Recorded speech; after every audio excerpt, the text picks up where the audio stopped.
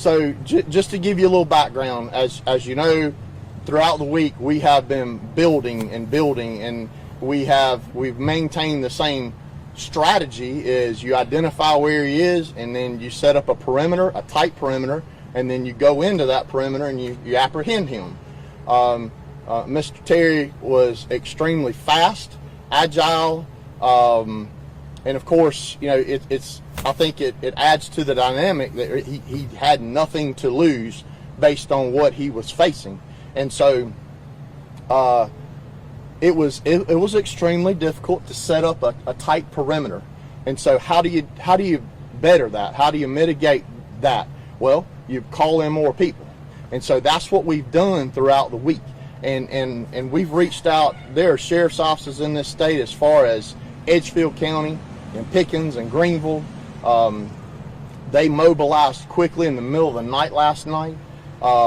Municipal police departments mobilized, Greenville City Police Department, of course, all the ones in York County, Clover, Fort Mill, Rock Hill, TGK, Great Falls, Fort Long, all these municipalities, along with our federal partners who've been here from day one, they all mobilized, and we continued to build up that force that we needed. And then yesterday we got a break. Yesterday he was seen running across Highway 9 shortly right up from Ligon Road. He crossed the road. He was seen by some of the Chester Sheriff's deputies, and we began setting up that perimeter.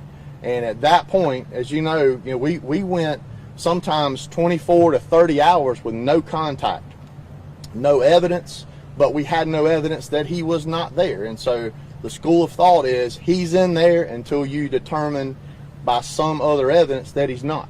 And so what we were able to do is just build up that perimeter. And yesterday was the break we were looking for. That was his mistake. And so we had numbers, high numbers of law enforcement agencies here.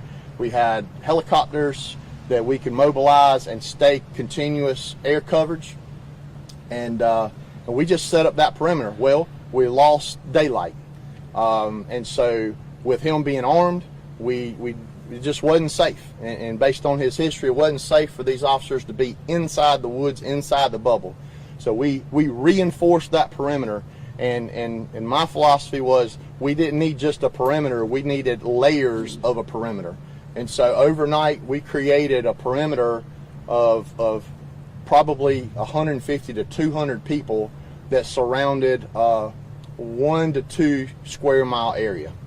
And so we developed a plan utilizing tactical teams from various law enforcement agencies, and I'm going to say probably about 10 or 15 state, federal, county, and municipal tactical teams.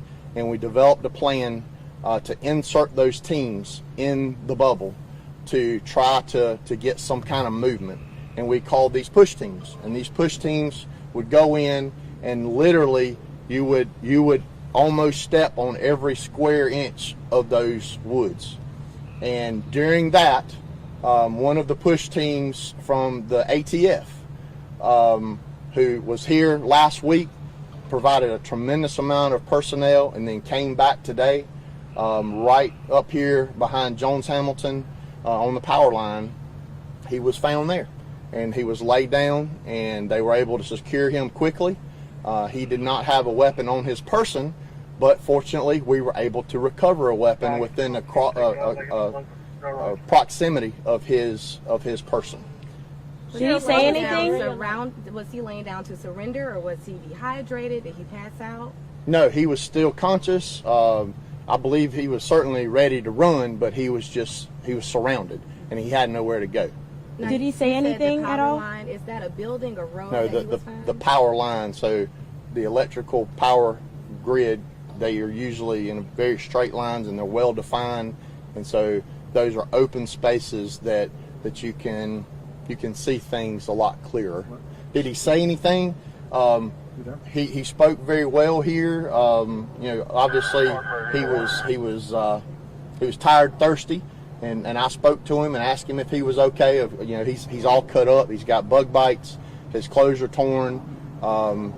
He's exhausted, but we've been providing him Gatorade. The EMS personnel went over and checked on him, and he's talking. He's fine.